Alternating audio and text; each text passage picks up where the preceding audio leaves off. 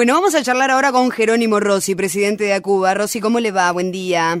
¿Qué tal? Buen día. ¿Cómo anda? ¿Bien? Bien, Bueno, bien, lo molestamos unos minutos porque el tema y las consultas a propósito de las tarifas del gas, no solamente del gas, hay que decirlo, de la luz también, pero bueno, puntualmente por el gas lo molestamos a esta hora para charlar un rato, para tratar de evacuar todo tipo de dudas que pueda tener el usuario al momento de recibir sus facturas en su casa, cuando nota y trata de entender leyendo la factura, porque en este último tiempo nos estamos tratando cada uno desde lo individual de especializar un poco en entender para leer bien y saber qué es lo que estamos pagando de acuerdo a la zona donde vivimos y demás, bueno, las facturas de gas, ¿no? Con el hipotético, además, de que subiría un 50%, subiría 50% la tarifa a partir de abril nuevamente, ¿no?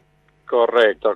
Sabemos que el tema del gas es un tema muy particular, muy trillado, que se viene hablando hace varios años, y bueno, que ha tenido una repercusión muy importante a raíz de lo que fue el año pasado el fallo de la Corte, las audiencias públicas y bueno, esta intención del gobierno de quitar subsidios a las tarifas de los servicios públicos, que tiene un límite obviamente en el bolsillo de los consumidores. Quizás sea la política correcta o no, eso será tema de discusión política, pero el bolsillo de la gente es lo que marca el límite sobre el cual pueden aumentar las tarifas. En el tema del gas y particularmente en Mar del Plata, venimos peleándola desde hace unos cuantos años, junto a la Liga de Amas de Casa, los Defensores del Pueblo y otras asociaciones de la ciudad para que Mar del Plata sea recategorizada. Y hasta el día de hoy solamente tenemos anuncios y promesas que inclusive se han quedado a mitad de camino en la propuesta, porque nuestra intención siempre fue que Mar del Plata sea calificada o categorizada como una ciudad patagónica, claro, por su condición climática. Y bueno, lo que nos han anunciado entre pasillos y reuniones es que el objetivo sería llevar a la categorización de Mar del Plata similar a la de Bahía Blanca, que no es un gran cambio, si bien es una mejoría, pero no llega a ser la solución de fondo. Claro.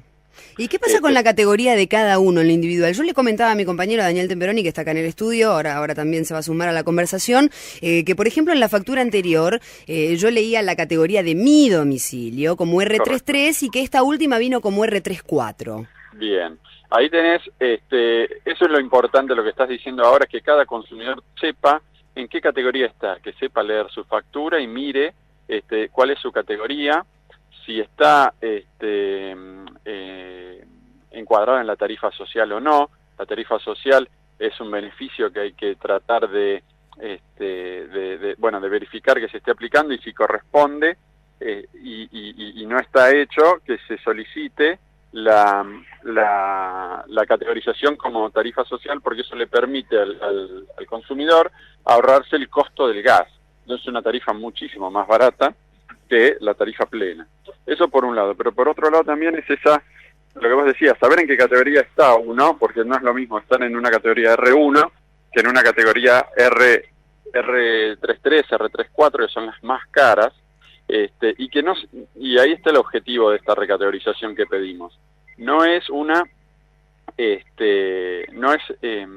equitativo que los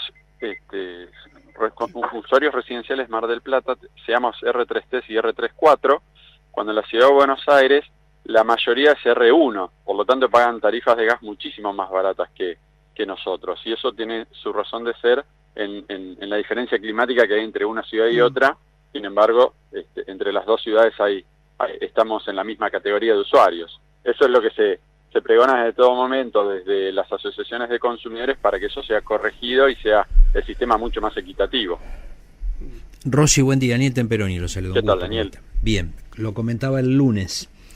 Hay desde el Enargas la orden a las distintas empresas para que empiecen a correr modelos matemáticos de acuerdo a cada uno de los costos internos que tienen estas empresas, para presentarlo durante febrero, para definirlo en marzo y aplicar la nueva tarifa a partir del 1 de abril. Correcto. Ninguna baja del 50%. Correcto. Esto forma parte de dos procesos. El primero, que fue el del año pasado, que fue el aumento del precio del gas en Boca de Pozo, resoluciones del Ministerio de Energía que impusieron un nuevo costo mayorista del gas, si se quiere, el precio del productor. Y después, en el proceso de revisión tarifaria integral, RTI, como lo llama el Enargas, viene siendo, digamos, esta evaluación integral de las tarifas para llegar a un plan de subsidio cero y a este régimen de recategorización, donde también las distribuidoras y las transportistas piden una adecuación de sus tarifas, tanto de la tarifa de transporte como la de distribución, que son los tres componentes de la tarifa. Veremos a partir de las presentaciones que se hagan cuál va a ser el cuadro tarifario que vamos a terminar pagando en Mar del Plata. Claro. Pero lo importante de todo esto es que sea o sea, que sea bien informado a la gente, porque la gente necesita saber cuánto va a pagar con anterioridad, no con posterioridad. Cuando ya no llega la boleta y la boleta dice 5.000, 6.000, 7.000, 8.000 pesos, ya es tarde, porque el consumidor no le queda más remedio que pagarlo. Claro, entonces es importante, pero en definitiva, que el consumidor sepa. Sí.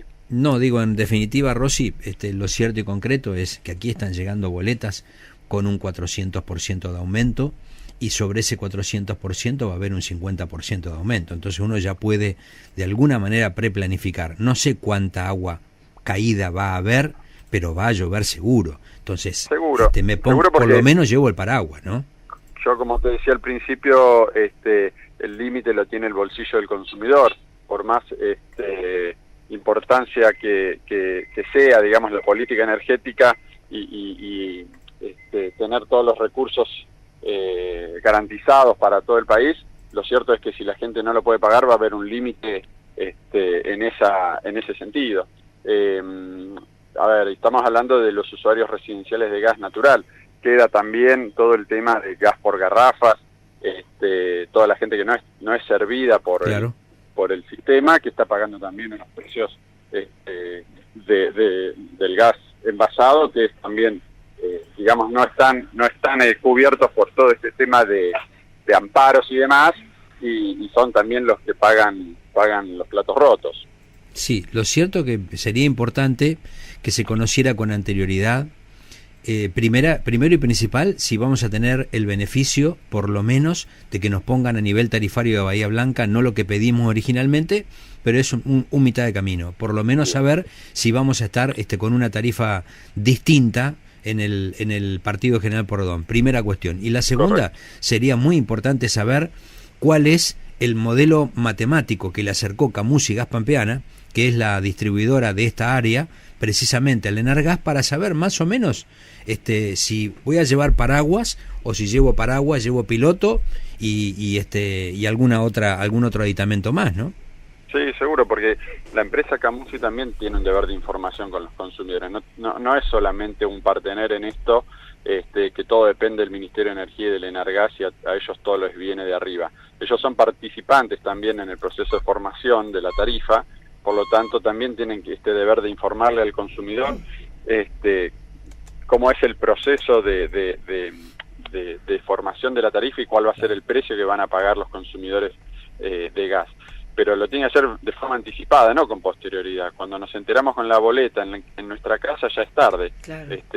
La gente tiene que saber que si ahorra entre un 5 y un 20% va a tener una tarifa un poco menor. Si ahorra más del 20%, la tarifa se dijo que iba a ser la misma. Bueno, está en el tema de los topes también. Son muchísimas variables que influyen en la tarifa que cada uno paga.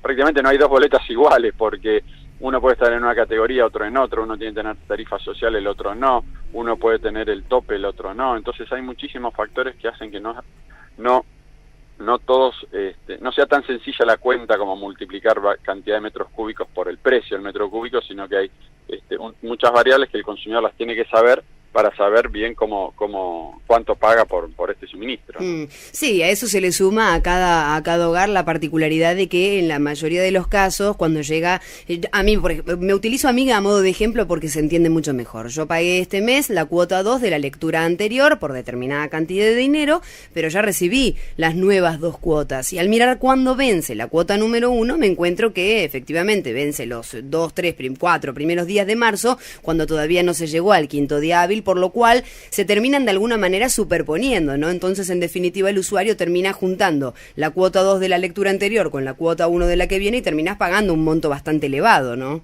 Sí, porque inclusive a partir de abril del año pasado, la intención para aminorar un poco el impacto negativo del aumento de las tarifas fue mensualizar las boletas. Claro. Entonces ahora todos nos sorprendemos todos los meses con tanto las de luz como la de gas, que nos llega mucho más seguido que antes, y bueno, entonces hace que puedan haber estas superposiciones de boletas y sobre todo el bolsillo de la gente a raíz de la superposición de aumentos, ¿no? Porque no son las únicas cosas que van aumentando, sino que solapadas unas con otras hace que la economía familiar se vea muy golpeada. Jerónimo Rossi, muchas gracias por su tiempo. No, gracias a ustedes. Que tenga buen día, hasta luego. Ahí está el Hasta presidente de ACUBA, de la Asociación Civil de Usuarios Bancarios Argentinos.